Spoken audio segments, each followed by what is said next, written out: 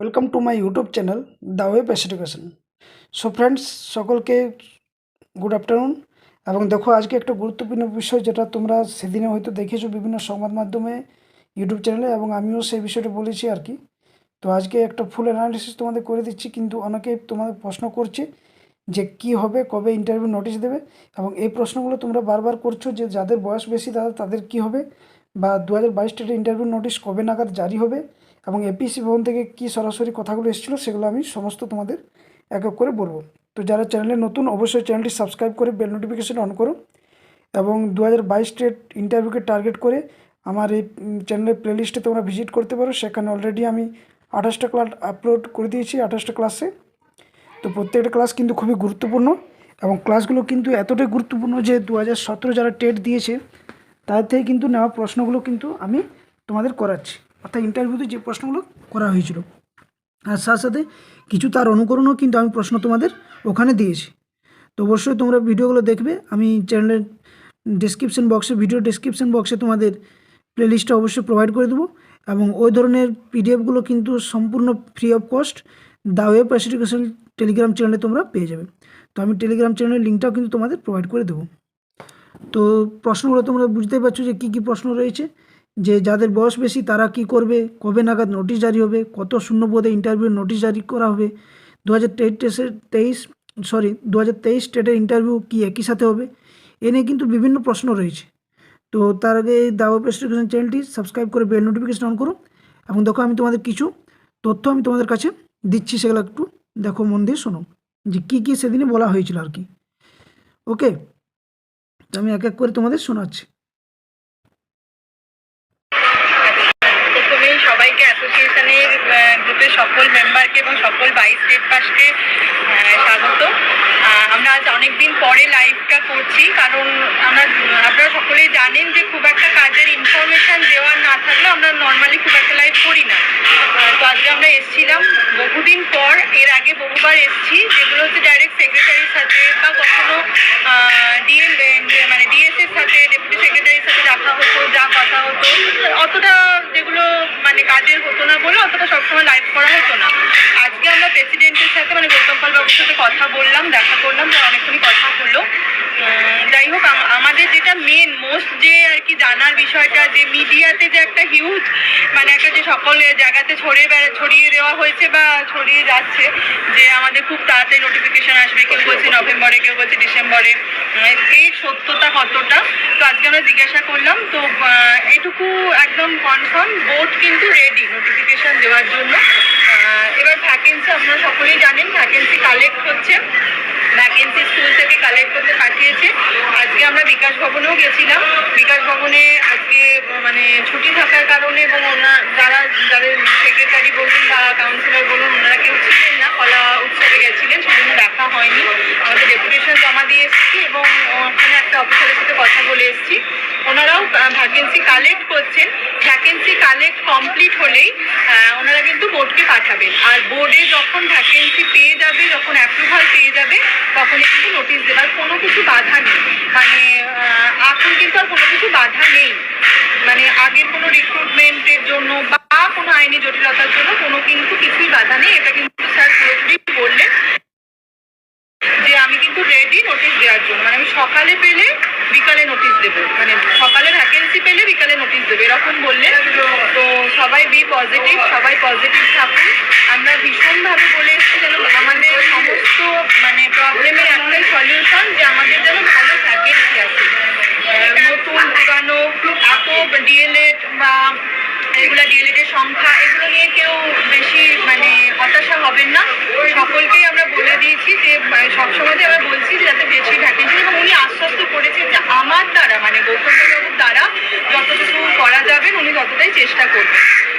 তো আমরা এর বাইরেও আরো কিছু, যেমন প্রশ্নগুলো হয়তো আমরা লাইভের উত্তরগুলো বলতে পারবো না, কিন্তু আপনারা সকলেই জানেন আমাদের বিএড সার্টিফিকেট বাতিল মামলা একটা খুব ভাইটাল মামলা, সেই বিষয়ে। তো তোমরা পুরো বিষয়টা শুনলে যে কী বিষয় নিয়ে সেখানে এপিসি ভবন থেকে নোটিশ আর গিয়েছিলো আর কি, এবং সম্পূর্ণ খবরগুলো কিন্তু সত্যি, যে ভ্যাকেন্সি অবশ্যই চাওয়া হয়েছে। ভ্যাকেন্সি সরকার থেকে কি বলবো, গৌতম পালবাবু বললেন যে আমার কাছে সম্পূর্ণ রেডি রয়েছে, সরকার যখনই কিন্তু ভ্যাকেন্সি নিয়ে কোনো আপডেট দেবে আমি সঙ্গে সঙ্গে কিন্তু বললো যে সকালে যদি ভ্যাকেন্সি নিয়ে কিছু খবর দেয় আমি সন্ধ্যের মধ্যে কিন্তু নোটিশ জারি করে দেবো। তো এই হচ্ছে বিষয়। এবং দেখো এই যে প্রশ্নগুলো আমি এক এক করে তোমাদের ডিসকাস করছি, যেটা হচ্ছে যে যাদের বয়স বেশি তারা কি করবে। দেখো বয়স বেশিটা কিন্তু একটা মূল ফ্যাক্টর, যেটা হচ্ছে 2022 স্টেটের জন্য কিন্তু ক্যান্ডিডেট সংখ্যা খুবই বেশি। এখন তোমরা 50 যেটা টোটাল অ্যাপ্রক্স 50 যেটা রয়েছে তার মধ্যে সব যদি বাদ যায় তাহলে ধরো 40 দাঁড়ায়। তো এক্ষেত্রে 40 যদি শূন্যপদ না দেয় তাহলে কিন্তু প্রায় যারা ওল্ড ক্যান্ডিডেট রয়েছে বা ওল্ড সিলেবাসের ক্যান্ডিডেট তাদের একাডেমিক নাম্বার কম, তারা কিন্তু সেখানে কিন্তু পিছিয়ে পড়বে। তো এক্ষেত্রে সবথেকে গুরুত্বপূর্ণ বিষয় সেটা হচ্ছে শূন্যপদ। এবং এই শূন্যপদ নিয়েও দেখলে তোমরা শুনলে যে শূন্যপদ নিয়ে কিন্তু কালেক্ট হচ্ছে বিভিন্ন ডিপিএসসি থেকে, সেটাও একটা গুরুত্বপূর্ণ বিষয়। এবং সাথে সাথে যেটা হচ্ছে যে গৌতম পালবাবু নিজেও বলছে যে আমি শূন্যপদ যতটা সম্ভব, যতটা পর্যাপ্ত পরিমাণ শূন্যপদ দরকার আমি দেওয়ার চেষ্টা করব। তো তার আগে বলবো, দেখো 26 তারিখ আমি এই নিউজটা আজকে এই জন্যই দিচ্ছি তোমাদের। দেখো 26 তারিখে যেহেতু একটা তোমাদের সভা রয়েছে যেটা শিয়ালদা থেকে, তো এখানে সমস্ত 2022 টেট প্রার্থীরা, টেট পাস যারা রয়েছে তারা সকলে কিন্তু সেখানে সরকারের দৃষ্টি আকর্ষণ করার জন্য কিন্তু তোমরা সমাগম হও এবং 50,000 শূন্যপদের দাবিতে কিন্তু সকলে অনড় থাকো। যদি 50,000 শূন্যপদ যদি তোমরা না যদি আদায় করতে পারো বা তোমাদের এই রাইটটা যদি না তোমরা আদায় করতে পারো, সেক্ষেত্রে কিন্তু অনেকেরই সমস্যা হবে এবং বিশেষ করে যাদের বয়স বেশি তাদের সমস্যা হবে। তো নেগেটিভ চিন্তার কোনো বিষয় নেই। আশা করছি তোমরা শুনলেও যে সরকারের দিক থেকেও চেষ্টা করা হচ্ছে যাতে কেউ না বাদ যায়, সেই দিকটাও দেখা হবে। এবং পজিটিভ বার্তা এটাই রয়েছে যে ডিসেম্বরের মধ্যে কিন্তু নোটিশ জারি হবেই, সব কিছু সমস্ত দিক থেকে রয়েছে। কবে নাগাদ নোটিশ জারি হবে এটা বলছি যে 2024 ডিসেম্বর নাগাদ নোটিশ জারি হতে পারে। এবং কত শূন্যপদ ইন্টারভিউ নোটিশ জারি হবে এটার বিষয়টা বারবার বলছি যে শূন্যপদ কিন্তু টোটালি নির্ভর করছে সরকারের উপরে। পর্ষদ কিচ্ছু করতে পারবে না। সরকার যতক্ষণ না সে নিয়ে সঠিক তথ্য অর্থমন্ত্রক থেকে যদি না জারি করে, সরকার যদি সেটা না পর্ষদকে পাঠায়, সেখানে কিন্তু কোনো করা যাবে না। তো সকলে পজিটিভ থেকে নিয়ে একটাই বলবো যে 50,000 শূন্যপদ দাবিতে তোমরা অনড় থাকো। যদি না এসব করো নোটিশ জারি হয়ে যাবে ডিসেম্বরের মধ্যে, তখন কিন্তু কোনো কিচ্ছু কারো করার থাকবে না। কত শূন্যপদ দিল না দিল রিভাবে মানে নতুনভাবে আরও যে শূন্যপদ করবে সেটা কিন্তু পশ্চিমবঙ্গে দুরূহ ব্যাপার একটা, বিশেষ করে প্রাথমিক শিক্ষক নিয়োগ বা যে কোনো শিক্ষক নিয়োগের ক্ষেত্রে। তো এটা একটা দ্বন্দ্বের বিষয় রয়ে গেছে, তাই তোমরা শূন্যপদের জন্য সকলে অনড় থাকো। আর আরেকটা যেটা 2023 স্টেটের ইন্টারভিউ কি একই সাথে হবে? 2023 স্টেটের ইন্টারভিউ মানে 22-এর সাথে। দেখো এটা যদি হবার থাকতো তাহলে 2022 স্টেটের এত যে তোড়জোড় এত কিছুর মধ্যেই কিন্তু 2023 স্টেটের রেজাল্ট কিন্তু দিয়ে দিত। এখনও পর্যন্ত রেজাল্ট কিন্তু দেয়নি।